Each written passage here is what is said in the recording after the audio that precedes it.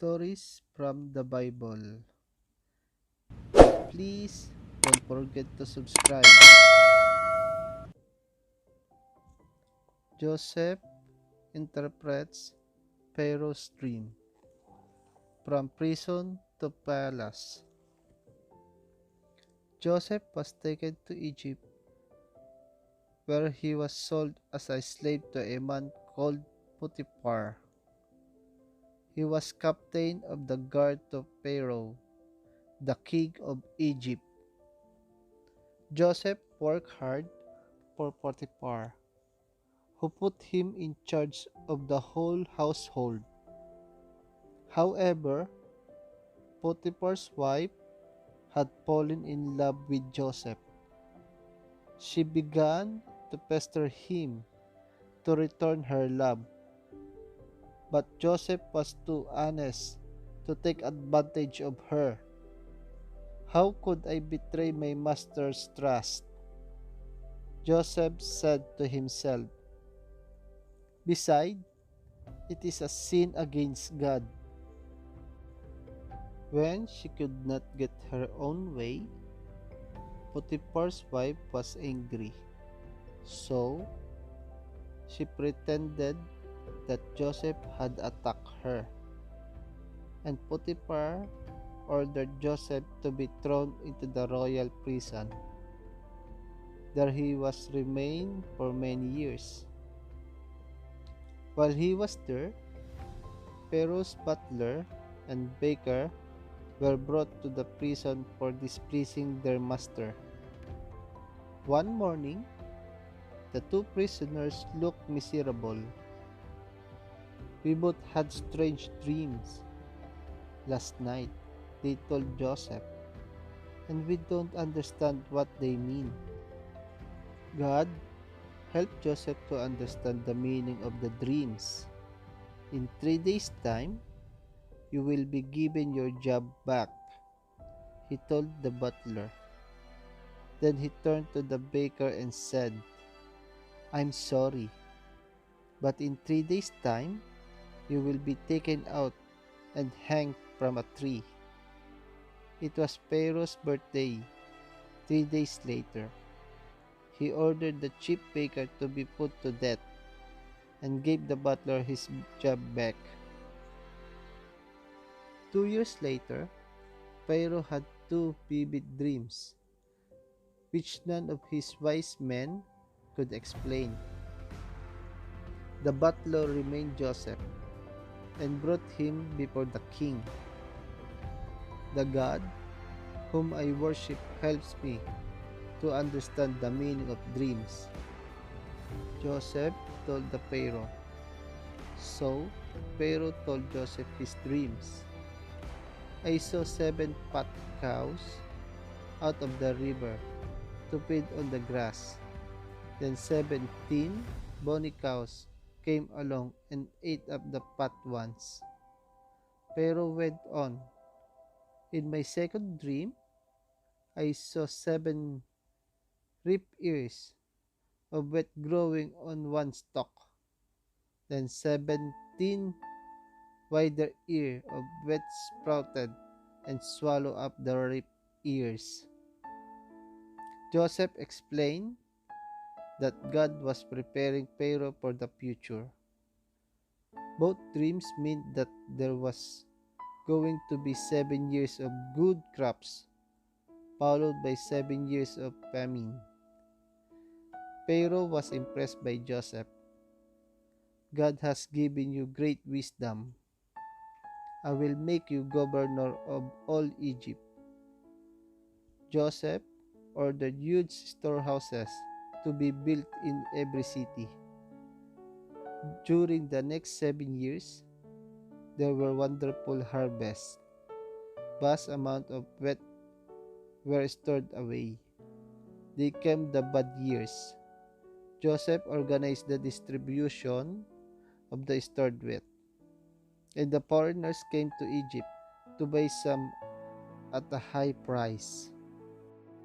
Next stories is famine in Canaan. The famine spread to Canaan, where Joseph's family lived. Jacob and his sons needed food. "There is grain for sale in Egypt," said Jacob to his sons. "Go there and buy as much as possible, so that our family will not starve." The brothers set off for Egypt, all that is, except Benjamin, as Jacob could not bear to be parted from his youngest son. When they finally came before him, Joseph recognized his brothers immediately, but they, of course, had no idea who he was. His brothers did not expect to see Joseph ever again, and certainly not dressed as an Egyptian. Joseph pretended not to believe who they were. He accused them of being spies and kept them in prison for 3 days. Joseph said he would only believe they were not spies if they returned with their youngest brother, who, they had told him, remained at home in Canaan.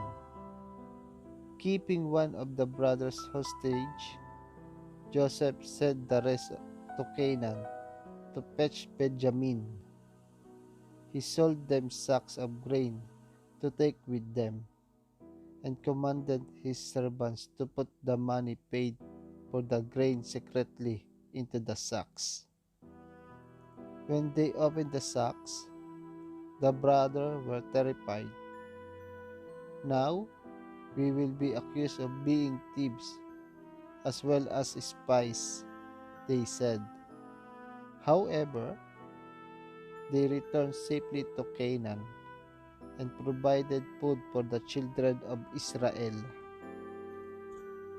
After a while, the grain ran out, and Jacob told his sons that they must return to Egypt, or they would starve.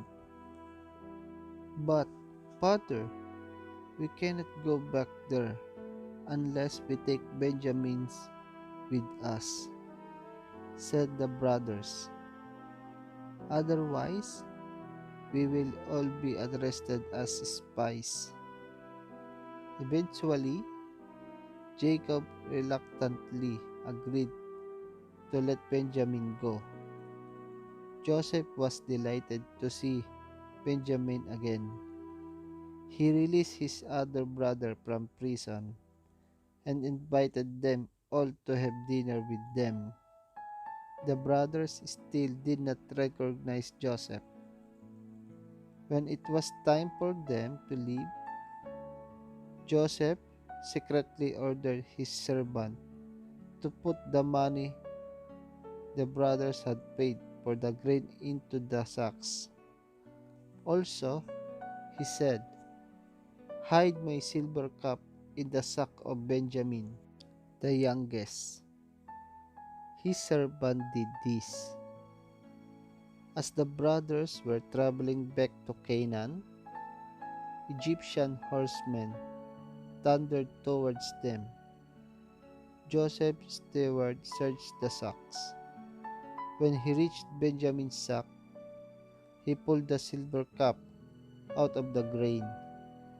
"We have been tricked," cried the brothers. But the soldiers arrested them, and they were marched back to Egypt, trembling with fear. Next stories: Joseph's brother came to Egypt. His dream came true. Joseph summoned his brothers, who bowed low before him. "Benjamin, who stole the cup, will remain here as my slave," said Joseph.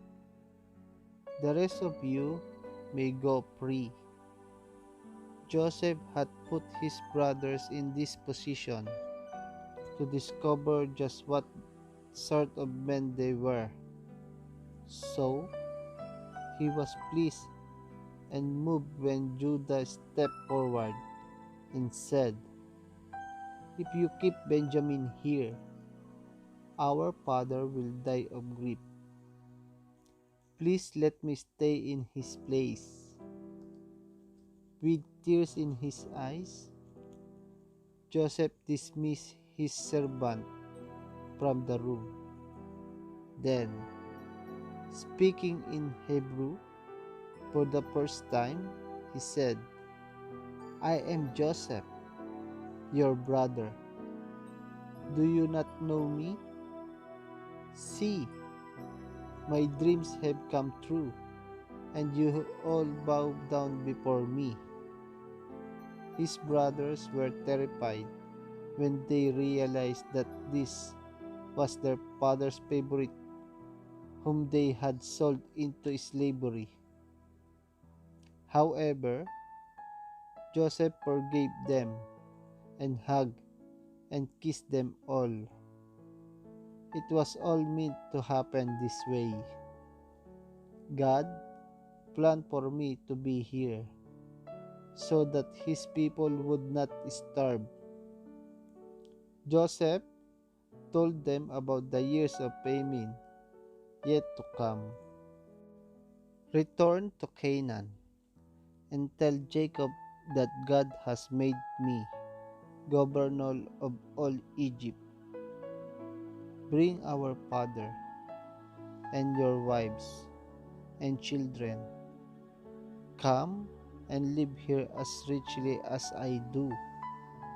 Joseph's brother brought their old father, Jacob, and all their families out of the famine in Canaan.